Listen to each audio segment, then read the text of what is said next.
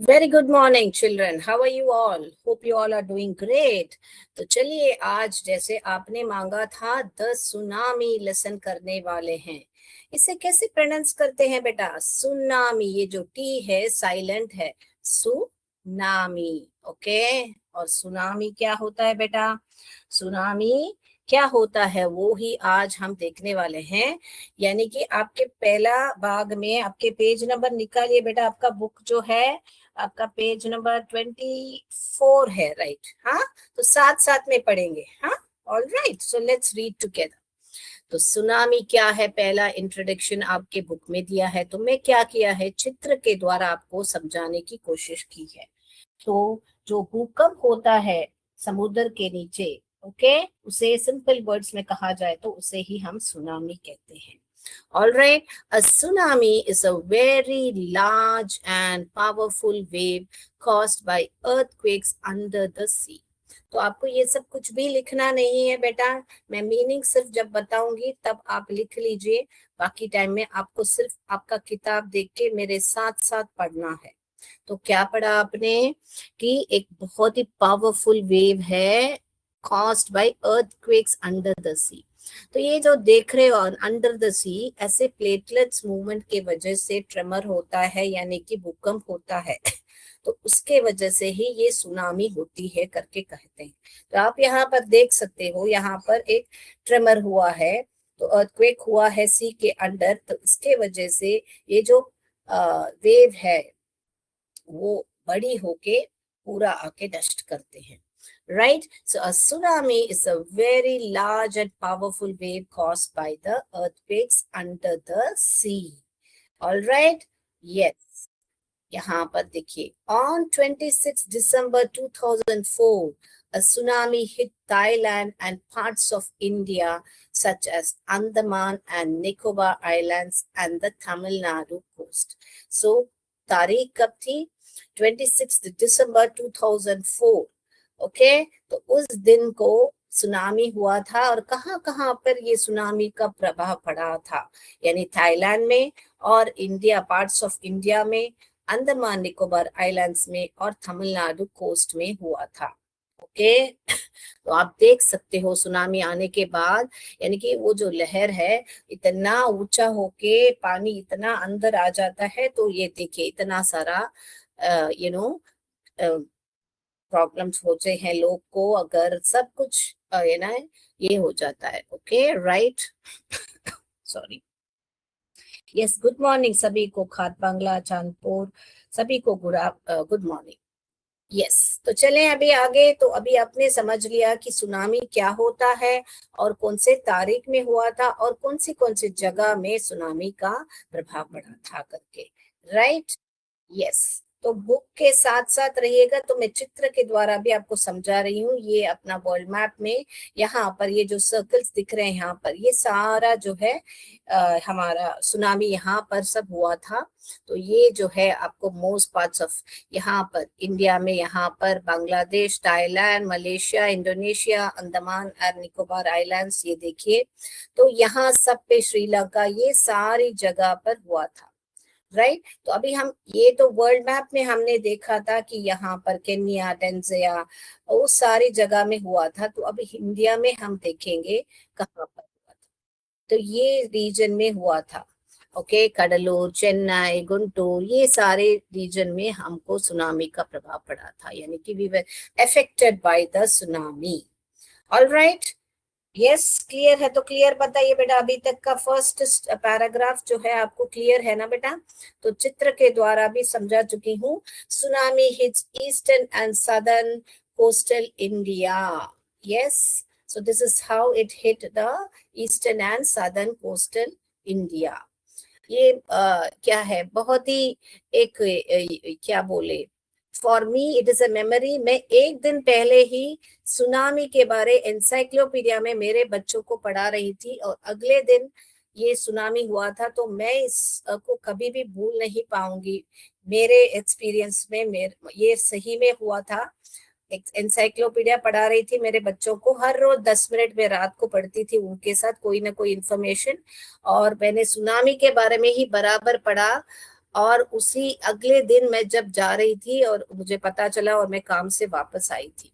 So this is something which I can never forget. तो आज इस लेसन में भी ऐसे ही कुछ कहानियां जो सुनामी में लोग ने फेस किया था, उनकी कहानियां जो रियल में है वो ही आज हम पढ़ने वाले हैं, राइट? यस। तो चलिए, Here are some stories of courage and survival। तो साहस और सर्वाइवल मानी जिस जो बच गए थे सुनामी के बाद उनका जो स्टोरी है वो ही आज हम देखने वाले हैं। Did animals sense that tsunami was coming? Some stories suggest that they did। तो क्या पूछ रहे हैं आपसे, क्या जानवरों को पता था कि सुनामी पहले ही आने वाली है? और कोई कोई कहानी सजेस्ट करता है दे डिड माने उन लोग को पहले से ही पता है। तो एनिमल्स में वो क्षमता होती है कि पहले से ही कुछ भी दुर्घटना होने वाली है तो उनको पहले से ही पता चलता है। जैसे बर्ड सब है ना, बहुत आवाज करने लगते हैं, कुत्ते भौंकने लगते हैं, और ऐसे जानवरों को पहले से ही पता चलता है। ऑलराइट, तो वो सारा भी हम पढ़ने वाले हैं। तो ये जो लेसन है पार्ट 1, पार्ट 2, पार्ट 3 में है, तो हम एक एक पार्ट करके उसका कॉम्प्रिहेंशन भी पढ़ाएंगे आपको। कॉम्प्रिहेंशन क्या होता है बेटा? आपको एक पैराग्राफ देके उसमें से छोटे छोटे सवाल पूछे जाते हैं जो आपके इंग्लिश में आपको बहुत कभी कभी कॉम्प्रिहेंशन के वजह से कम मार्क मिलता है, क्योंकि हमको समझ में नहीं आता कि कैसे हम अटेंड करें। तो वो भी हम आपको जरूर सिखाएंगे। ऑलराइट, तो अभी आते हैं लेसन में। These stories are all from the Andaman and Nicobar। इसको कैसे पढ़ने का? आर्कपेलागो। ये CH जो है क का साउंड करता है, ओके, च का नहीं करता है। आर्कपेलागो कैसे पढ़ने का बेटा? आर्कपेलागो। तो आर्कपेलागो क्या है? वो द्वीपों का समूह होता है, वो भी मैं आपको चित्र में समझाऊंगी अभी। सो ये जो कहानी अभी हम पढ़ने वाले हैं वो अंडमान और निकोबार के आर्किपेलागो से है। क्लियर है बेटा? यस। तो मेरे साथ साथ पढ़ रहे हो ना बेटा? अभी ये चाहिए तो लिख लीजिए। तो ये आर्किपेलागो जो है वो क्या है? A group of many islands and the surrounding sea. ये मीनिंग भी आपके बुक में ही है, सिर्फ हिंदी का वर्ड चाहिए तो आप लिख लीजिए, द्वीप समूह। तो हमने कलेक्टिव नाउन पढ़ा था, याद है आपको?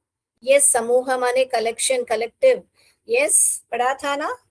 इतना तक क्लियर है तो क्लियर बताइए बेटा। खात बंगला और बाकी चंदापुर सभी आप लोग बताइए। Chandpur I mean. यस, कुछ रिपीट चाहिए तो मुझे बताइएगा बेटा। तो लिख लिया होगा, तो ये चित्र भी देख लीजिए। तो इसका कैसे प्रोनाउंसिएशन है वो भी मैंने यहाँ पर लिख के बताया। आर्किपेलागो कैसे पढ़ने का? आर्किपेलागो, इसको ऐसे पढ़ते हैं। ऑलराइट, हो गया पढ़ना? यस, लिखना हो गया। ये सारा चाहिए तो आप लिख लीजिए ताकि आपको करेक्ट प्रोनाउंसिएशन आए। ऑलराइट, लिखना हो गया है, राइट। तो आप देख सकते हो, आप आइलैंड्स जो है आपको ऐसे कलेक्शन ऑफ मेनी आइलैंड्स हैं, मगर स्कैटर्ड हैं, बिखरे हुए हैं समुद्र में, ओके, तो उसे ही कहते हैं हम आर्किपेलागो, राइट। तो अभी अगला पैराग्राफ पे जा रहे हैं। ये जो है कहानी शुरू कर रहे हैं, किसकी है? इग्नेशियस नाम के एक व्यक्ति है, वो मैनेजर है, okay. Ignatius was the manager of a cooperative society in Kachaul. इसको कैसे पढ़ने का बेटा? कचल नहीं पढ़ने का, Kachaul. His wife woke him up at 6 a.m. because she felt an earthquake। तो इग्नेशियस एक मैनेजर था, कहाँ पर? कोऑपरेटिव सोसाइटी, और कहाँ पे? कचौल में था। और वहां पे आपके पेज नंबर 24 में आपको ये मैप दिया गया है, और यहाँ पर बताया गया है कि कचौल कहाँ पर है। ये देखिए यहाँ पर है, ओके। तो यहाँ पर है कचौल। तो ये जो इग्निशियस है यहाँ पर ही रहते थे। ऑलराइट, हिज वाइफ वोक हिम अप। तो एक सुबह इसके वाइफ ने उनको उठाया, कितने बजे? 6 बजे, क्योंकि उन्होंने भूकंप को महसूस किया। फेल्ट एन अर्थक्वेक, उन्होंने महसूस किया कि कुछ तो सही नहीं है, भूकंप है लगता है करके। तो फिर क्या किया सब परिवार सहमत, तो हम वो अगला देखने वाले हैं। Okay. Ignatius carefully took his television set off his table and put it down on the ground so that it would not fall and break. तो इग्निशियस ने क्या किया, पहले पहले टेलीविजन यानी कि उनका टीवी, उस टाइम में टीवी जो है फ्लैट टीवी नहीं था, बड़ा टीवी था, तो वो उसको निकाल के उसने नीचे रख दिया, क्योंकि भूकंप से वो टीवी जो है क्या है गिर के टूट जाएगी करके उसने उसको उसको नीचे ग्राउंड पे रख दिया ताकि वो गिर के टूटे नहीं। All right, yes. तो उसके बाद में क्या हुआ, तो कभी भी जब भी हमको जब कुछ भूकंप आ रहा है, कुछ आ रहा है, तो अपने को बचने की सोचनी है और चीजों के ऊपर अपने को ध्यान नहीं देना है। मगर यहाँ पर इग्निशियस अपने टेलीविजन को बचाने पे लगे हुए थे। ठीक है, अगला देखेंगे क्या हुआ। Then the family rushed out of the house. उसके बाद में वो पूरा परिवार समेत वो घर के बाहर चले गए। Rushed out यानी कि जल्दी से भागना, फिर भागे। ओके। उसके बाद में क्या हुआ, When tremors stopped, they saw the sea rising. तो tremors यानी कि जब वो भूकंप रुकने लगा तो they saw the sea rising. उन्होंने क्या देखा, समुद्र जो है पूरा पानी जो है ऊपर बड़ा सा होके आ रहा था। यस, सी जो है राइस होके आ रहे थे। फिर क्या किया उन्होंने, चलिए देखते हैं। इसको कैसे पढ़ते हैं बेटा, इसको खयास, खयास, इसको कैसे पढ़ते हैं, खयास। इन द खयास एंड कंफ्यूजन, यानी कि इतना समझ में नहीं आता जब झड़बड़ गड़बड़ी से हम लोग काम करते हैं, उसको बोलते हैं हम खयास। Okay, in the chaos and confusion, two of his children caught hold of his mother's father and mother's brother. तो कंफ्यूजन में क्या किया, यानी जब हमको समझ में नहीं आता है तो उनके जो बच्चे हैं उन्होंने चिल्ड्रन, यानी कि दो बच्चे हैं इसीलिए चिल्ड्रन कहते हैं। चाइल्ड जो है सिंगुलर है, चिल्ड्रन जो है प्लूरल है। चिल्ड्रंस नहीं लिखना है बेटा, हमको चिल्ड्रन लिखना है। सो दो बच्चे उसमें से क्या किया, उन्होंने मदर्स फादर यानी कि मम्मा के पिताजी को पकड़ लिया, यानी कि उनके दादाजी नाना जी को पकड़ लिया। ओके, मदर्स फादर कौन होते हैं, नाना जी होते हैं, तो नाना जी के हाथ पकड़ लिया। एंड मदर्स ब्रदर यानी कि मम्मा के भाई को, यानी कि मामा जो होता है, सो नाना और मामा को पकड़ लिया। And rushed in the opposite direction, और उसके सामने यानी कि जो जहां पर समुद्र आ रही है, मान लीजिए समुद्र ऐसे आ रहा है, उसकी लहर जो ऐसे आ रही है, तो उसके बिल्कुल ठीक ऑपोजिट डायरेक्शन में वो लोग भागे। कौन लोग, दो बच्चे उनके नाना और उनके मामा के साथ। उसको ही यहाँ पर मदर्स फादर, मदर्स ब्रदर, यहाँ पर इसे अपोस्ट्रोफी कहते हैं। ये जो चिन्ह है उसे अपोस्ट्रोफी कहते हैं बच्चों। ओके, इतना तक समझ में आया तो क्लियर करके बताइए बेटा। यस, तो भागे, फिर क्या होने वाला है, तो आप लोग इसको लिटरली विजुअलाइज कीजिए, क्योंकि ये जो है सच्ची कहानी है। सोचिए कैसा होता होगा, अचानक ऐसे हमको घर बार छोड़ के भागना पड़ता होगा, तो कैसे होता होगा। आप भी उस परिस्थिति में अपने आप को डालिए और बोलिए आप क्या किए, आपने क्या किया होता उस समय। ऑल राइट, तो यहाँ पर अभी देखेंगे वो ऑपोजिट डायरेक्शन में गए। He never saw them again. His wife was also swept away. तो उन्होंने उनको वापस कभी नहीं देखा, क्योंकि वे लोग सब पानी ने उनको निगल दिया था। His wife was also swept, यानी कि उसके पत्नी को भी वो पानी जो है खींच के लेके चला गया। ऑलराइट, कितनी दुख की बात है ना बेटा। सो ही यानी कि यहाँ पर कौन बेटा, इग्निशियस जो है उसने अपने उनको जो है उन दो बच्चों को, नाना को और मामा को और उसके पत्नी को वापस नहीं देखा, ऐसे बोल रहे हैं। ओके, यस, अगला जाएं। इतना तक क्लियर है, कोई वर्ड वापस रिपीट करना है तो मुझे जरूर बताइएगा बेटा। आप इंटरेक्ट करोगे जब भी मुझे समझ में आएगा कि आपको अभी तक का क्लियर है। तो हमने जैसे पढ़ा बताया था ये वर्ड आपको, ये बुक में है मीनिंग chaos पढ़ते हैं इसको, इसका प्रोनाउंसिएशन यहाँ पर आपके बुक में OS दिया है chaos, मगर एक्चुअल प्रोनाउंसिएशन AW को प्रोनाउंस करते हैं, तो chaos इसको ऐसा प्रोनाउंसिएशन करते हैं, दोनों मैंने लिख के रखा है। सो chaos माने क्या, कंप्लीट डिसऑर्डर और कंफ्यूजन, यानी कि बिल्कुल कंफ्यूज होने का हिंदी में भी मैंने मीनिंग लिख के रखा है, अव्यवस्था। यस, लिख लिया? ये लिखना है तो लिख लीजिए। मैं अगले पे जाती हूँ बेटा, लिख लिया है तो बता दीजिए, तो मैं अगले स्लाइड पर जाती हूँ। यस, ऑल राइट, लिख लिया है, थैंक यू सो मच। तो हम इसको आगे बढ़ते हैं अभी।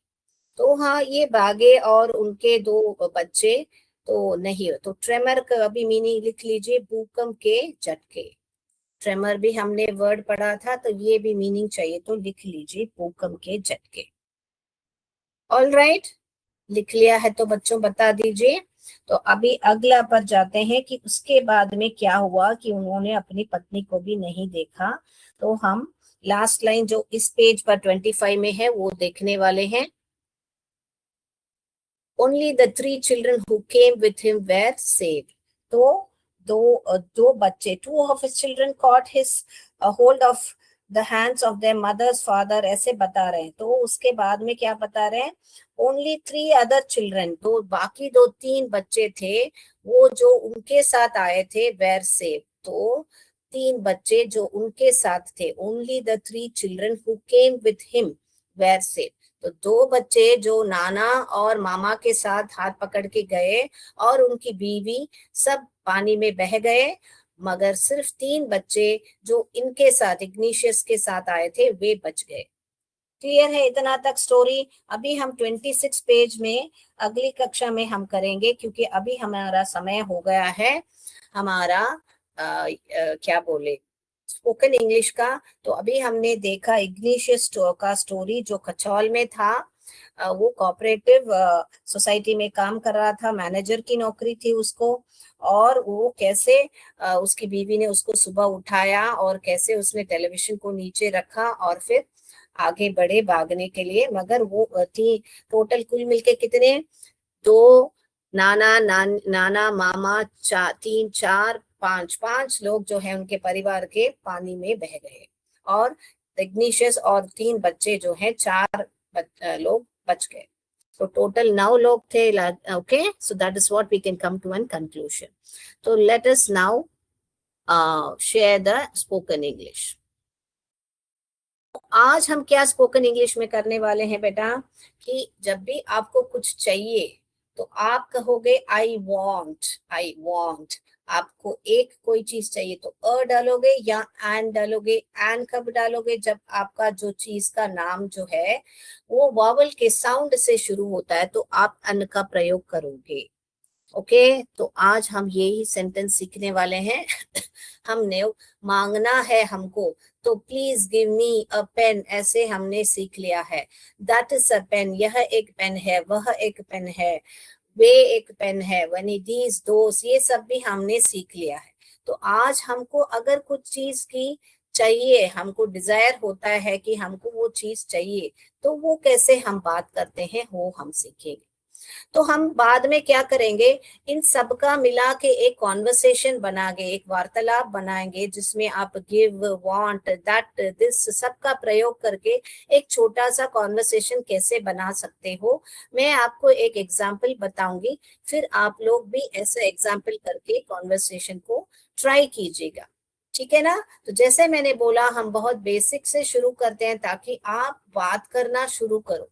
मगर आपको बात करना है बेटा, नहीं करोगे तो कोई भी भाषा नहीं आएगी बेटा। सो आई, यहाँ पर पेन, आई वॉन्ट अ लिखा है, तो इसको कैसे लिखोगे बेटा, come on, type in the chat box. Yes, खात बांग्ला क्लास कैसा लगा आपको, समझ में आया अभी तक का सुनामी लेसन? आपने जैसे मांगा था हम लेसन लाए हैं, अगले क्लास में हम इस पर आपको कॉम्प्रिहेंशन कराएंगे। ओके, चलिए, तो इसको कैसे लिखोगे बेटा, आई कैसे लिखोगे, आई से शुरू करोगे और कैसे लिखोगे? यस, चांदपुर बाकी लोग भी इंटरेक्ट कीजिए, मैं आपको देख रही हूँ। यस, वेरी गुड, अभी बता दिया है। I want a pen, yes a pen लिखोगे, right, I want a pen. Very good, thank you so much खाक बांग्ला। अगला ले बोलिए, मैं कैसे लिखोगे आप? तो ऐसे जो ही कोई भी चीज आपको चाहिए, आप उसको अंत में डालोगे, यानी कि पहले आप बताओगे कि आपको चाहिए ना, मुझे, हम हिंदी में बोले मुझे चॉकलेट चाहिए, ऐसे बोलेंगे हम।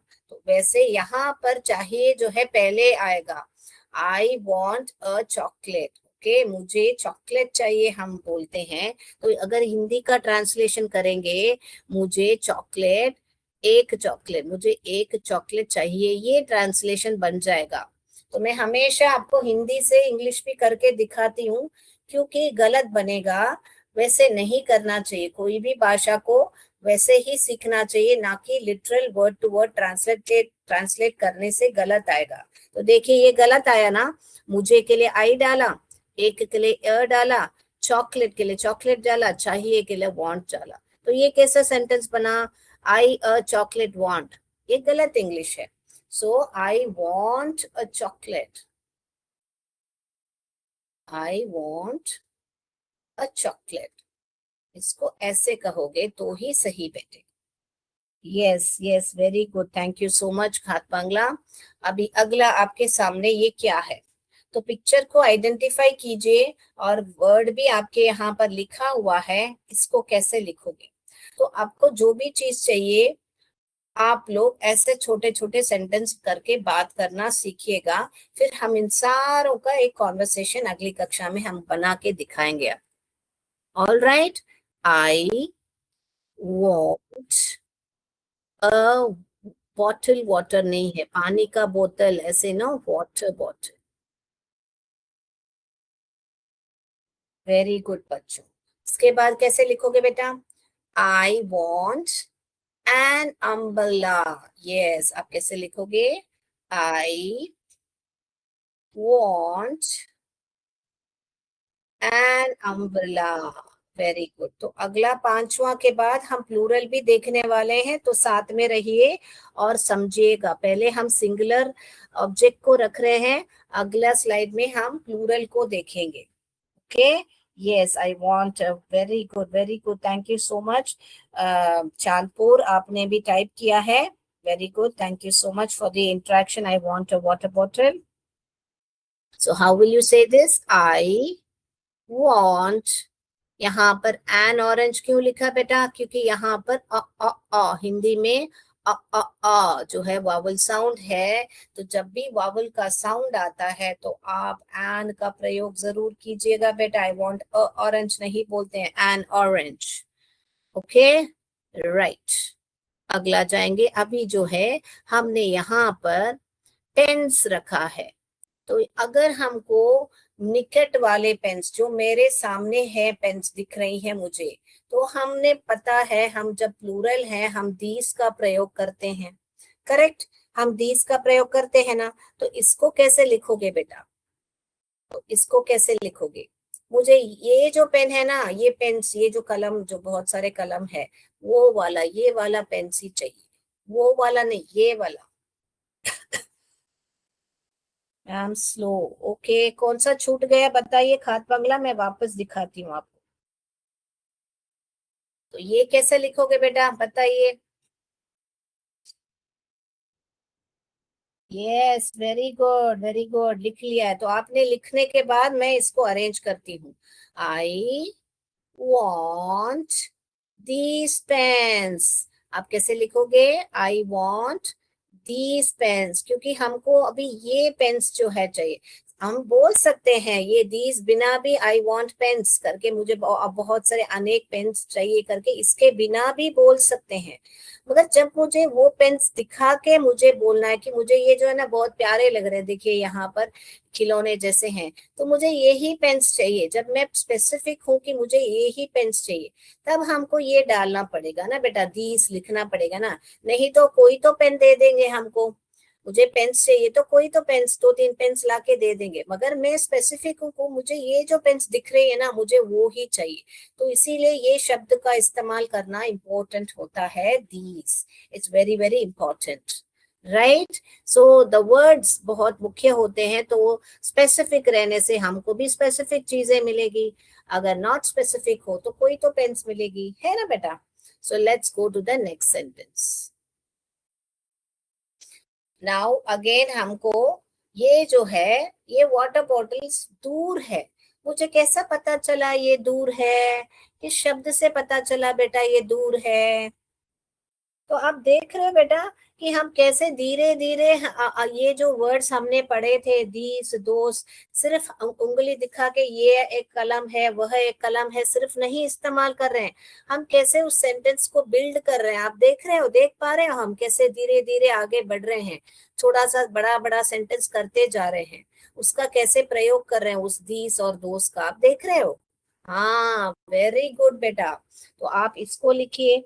थैंक यू कहा है खात बंगला, थैंक यू आपको भी कि आप लोग इतने ध्यान से और प्यार से क्लास को अटेंड करते हो, बहुत बहुत धन्यवाद आपका भी। कि चलिए बताइए आप इसको कैसे लिखोगे, आप लिखने के बाद ही मैं इसको दिखाऊंगी, आप ट्राई कीजिए। Yes, I want those water bottles. और कैसे पता चल रहा है बेटा ये दूर है, ये वाटर बॉटल मेरे नजदीक नहीं है, इस शब्द दोस्त से पता चल रहा है कि ये जो वाटर बॉटल्स है ना मेरे नजदीक नहीं है, यानी कि उधर है ना, उधर वो वाटर बॉटल्स, वहां वो वाटर बॉटल्स मुझे चाहिए, ऐसे बोलते हैं हम। Very good. तो हम इसको लिखेंगे, I want those water bottles. Perfect, excellent, excellent, very good. Yes, Usha शमोली ने भी आंसर किया है। आपके स्कूल का नाम क्या है बताइएगा। और खात बंगला ने भी कहा है I want those water bottles. Okay, और यहाँ पर एस जरूर लिखोगे बेटा, क्योंकि यहाँ पर दोस्त यानी कि हाँ प्लूरल के बारे में बात कर रहे हो, ऐसे भी नहीं बात करने का कि आप बोल रहे I want that water bottles या that water bottles. That water bottle है, एक है तो आप बोल सकते हो यहाँ पर दैट, जब एक वाटर बॉटल है तो। ओके, जब आपको वाटर बॉटल्स पूछना है तो आप बोलोगे दोस, ठीक है ना। तो हमने वो सारा पढ़ा हुआ है। Okay, so those water bottles. Perfect perfect, excellent, I am able to get कि आप सबको समझ में आ रहा है करके। लास्ट कॉन्वर्सेशन देखेंगे और हमारा क्लास समाप्त करेंगे। तो अभी ये कैसे कहोगे, और ये जो हाथ में दिख रहा है आपको जो ऑरेंज है, तो ये तुम नजदीक ही है, इसीलिए मैंने यहाँ पर दिस का प्रयोग किया हुआ है। तो इसको कैसे अरेंज करोगे, अरेंज करो। ये चलिए मैं आपके आंसर के लिए रुक रही हूँ। यस, आप क्या कहोगे। Yes, very good, I want this orange. अभी आप पूछ सकते हो मुझे कि हमने यहाँ पर एन ऑरेंज क्यों नहीं लिखा। I want this N orange नहीं कहोगे बेटा यहाँ पर, क्योंकि हमने एक ऑरेंज दो मुझे नहीं मांग रहे, हमको यह ऑरेंज मुझे चाहिए करके मांग रहे हैं हाथ दिखा के, इसीलिए यहाँ पर एन नहीं लगेगा बेटा। समझ में आया फर्क, आई वॉन्ट एन ऑरेंज और दिस ऑरेंज का फर्क। यानी मैं स्पेसिफिकली एक ऑरेंज को दिखा के ये ऑरेंज ही चाहिए मुझे, मैं मांग रही हूँ, और जब मैं कह रही हूँ आई वॉन्ट एन ऑरेंज, यानी कोई तो ऑरेंज दे दो मुझे, मगर मुझे ऑरेंज चाहिए करके। दोनों में फर्क मालूम पड़ा, एक शब्द के वजह से कितना अर्थ बदल रहा है, देखिए। Yes, very good. Yes, Kavita Sharma ji ने भी आंसर किया है।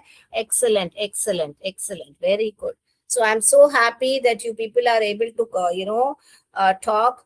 तो मगर आपको सिर्फ यहीं पर नहीं रुकना है, आपको ये सारे सेंटेंस जो है अपने डे टू डे लाइफ में जो भी चीज आपको चाहिए, घर में मम्मा को भी सिखाइए, कोई बात नहीं है, कोई उम्र नहीं होती है सीखने के लिए। जाके मम्मा पापा को, शायद उनको कभी स्कूल जाने का मौका नहीं मिला होगा या कुछ भी हो सकता है कि तो आप है ना घर में एक इंग्लिश का माहौल बनाइए। कोई भी भाषा सीखना कोई गलत बात नहीं है, कोई उम्र में सीख सकते हैं। मम्मा को बोलिए I want 2 rotis, I want these rotis, I don't want those rotis. ऐसे रोटी चावल सब्जी कुछ भी चाहिए बात कीजिए, मगर बात कीजिए। बात करने से ही कोई भी भाषा हम मास्टर कर सकते हैं बेटा, सिर्फ सुनने से और लिखने से नहीं कर सकते हैं बेटा। तो मैं उम्मीद करती हूँ कि आप ये जो जो छोटे सेंटेंस आपको बताया जा रहा है क्लास में, आप उसका प्रयोग करोगे और एक दिन मेरे साथ आप बढ़िया से इंग्लिश में बोल पाओगे। तो आज के लिए इतना ही बच्चों। जय विद्या शक्ति, जय भारत, जय हिंद। धन्यवाद। Thank you so much.